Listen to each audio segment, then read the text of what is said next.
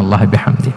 তাহলে একটা প্ল্যানে কাজ করতেন না, আমরা তো এরকম করি, একটাই প্ল্যান কয়টা, এটা যদি ওয়ার্ক না করে শেষ, আমু নাই সালাও নাই।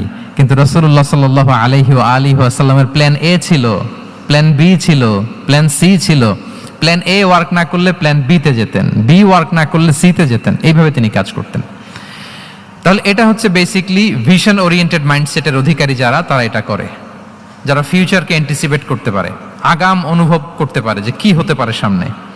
এই যে বাংলাদেশের বিভিন্ন প্ল্যান পরিকল্পনায় আমরা দেখা যায় যে এখান দিয়ে একটা ব্রিজ করে পরে ভাঙতে হয়, রাস্তা একটা তৈরির পরে ভাঙতে হয়, কোথায় এক টানেল হয়ে আছে প্রতি মাসে মাসে এখন লস হয়, তারপর 1 ঘন্টা বৃষ্টি হলে পুরো ঢাকা শহর এটা বন্যা হয়ে যায়।